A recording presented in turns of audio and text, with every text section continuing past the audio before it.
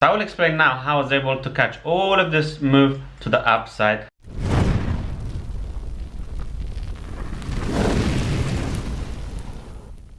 Hey guys, welcome to Little Panda Forex. So I've been trading for 3 years now, and this strategy that I'm going to teach you, it is the one. And this is what made me quit my 9-to-5 job. So even if your win rate is as low as 30%, you should still be profitable if you follow all of the steps. Okay, I'm going to show you everything on the screen. Note it down. You might want to tweak it here and there, because at the end of the day, trading is art. It's not maths where 1 and 1 is 2. Everyone knows that. It's art. It's sometimes what works for me, it doesn't work for you unless you do some little tweaking. As I said, even if your win rate is as low as 30%, okay, you should still be profitable mathematically if you think about it, as long as you're using the same risk management in terms of when it comes how much percentage you're risking per trade, how long you're holding the trade in terms of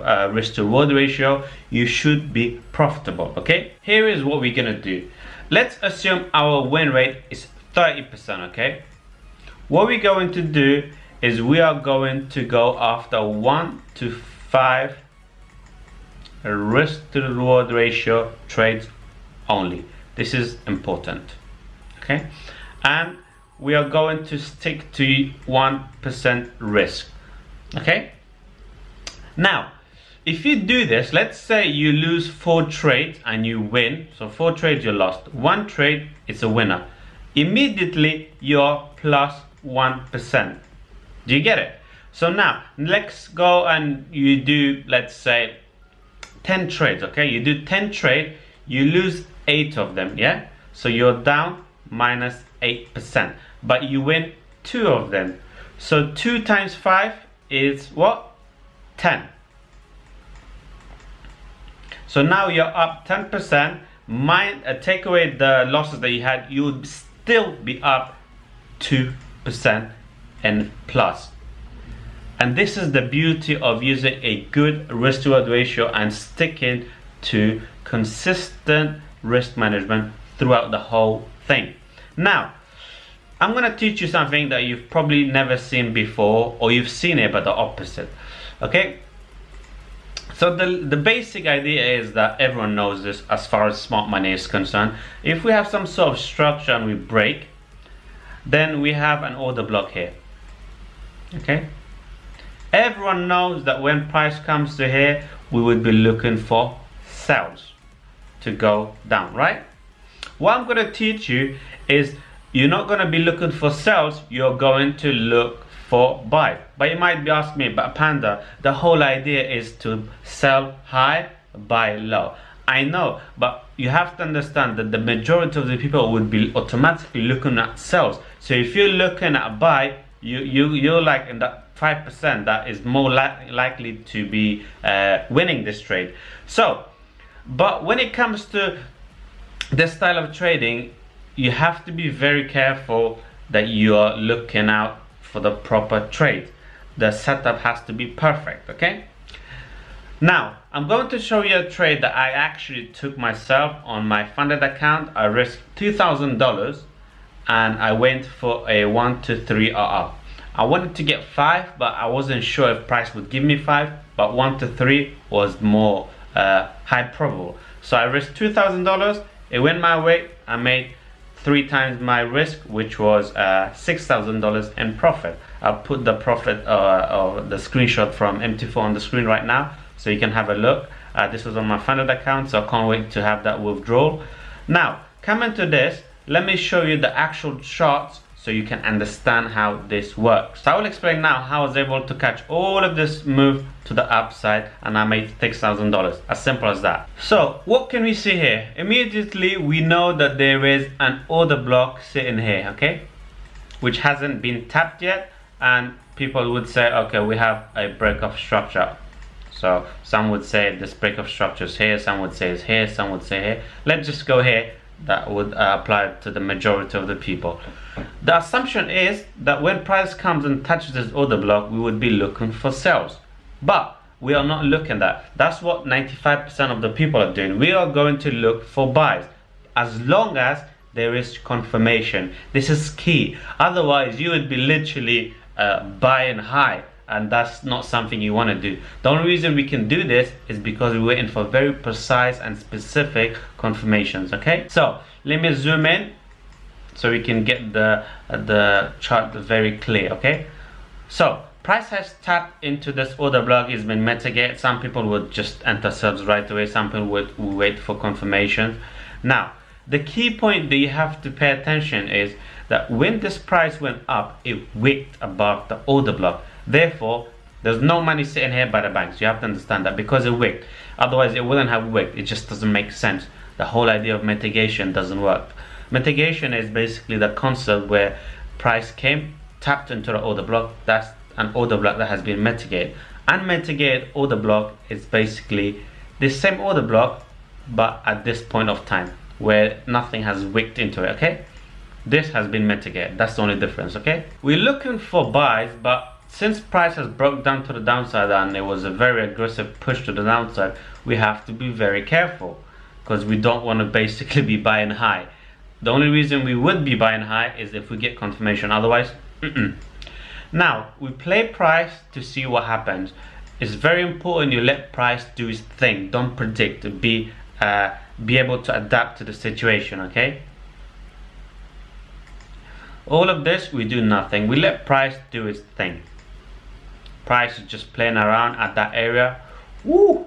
Very strong close down. Then people are going to start selling like without stop loss. That's how this is the urge that the traders will get. Ooh, we have a bearish engulfing candle at this order block. There's a lot of wicks, rejections. Ooh, this thing is gonna drop. Like minimum is going to drop to this low, and they go into sell positions. Whereas we're gonna wait. Let's see if this is an actual breakdown to the downside or not, because it doesn't make sense. Price didn't respect the order block, so why would it go down? You'll wait, and boom, price immediately closed above all of this breaking structure. Okay, and it's not just the wick, it's the actual candle, and all of these people that did sells taken out.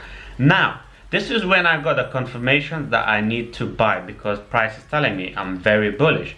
And if we go to the 30 minutes, why did price come down all the way here?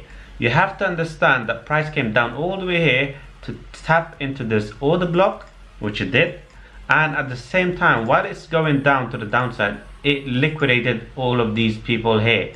People that just like, just stacking or just entering positions. So liquidity was taken. Key. Liquidity is the most important thing when it comes to trading. It is more important than structure itself, in my opinion. So we took liquidity, tapped into the order block, and immediately we bounced.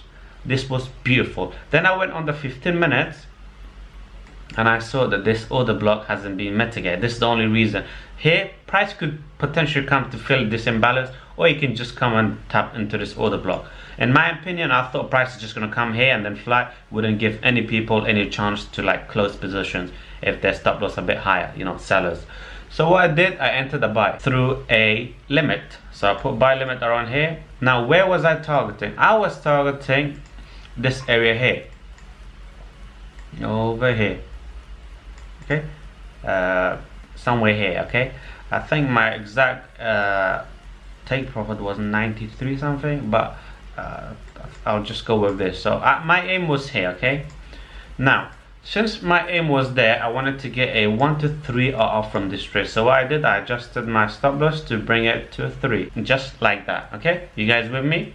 Now I wanted the price to come, tap me in, and go. Let's see what happens. Price came a bit down.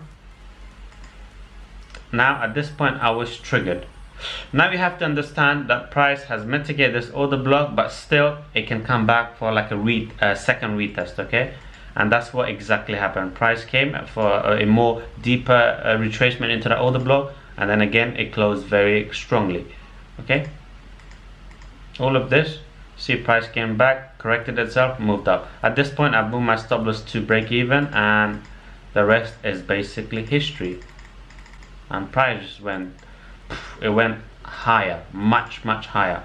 So I could have had way more, almost 4.5. At this point it would have given you 4.4. So I could have made over $8,000. But I had to respect my trading plan, which said that I need to get out at this point because imbalance would have been filled. We don't know if price would have gone higher. Okay, and this is what I did, and that's how I got my 1 to 3 RR, just doing the opposite what other people would do. A lot of people would be looking for sells. I was focusing on buys. Obviously, if price respected the order block and it broke structure, then of course I would be looking for sells as well, but it didn't.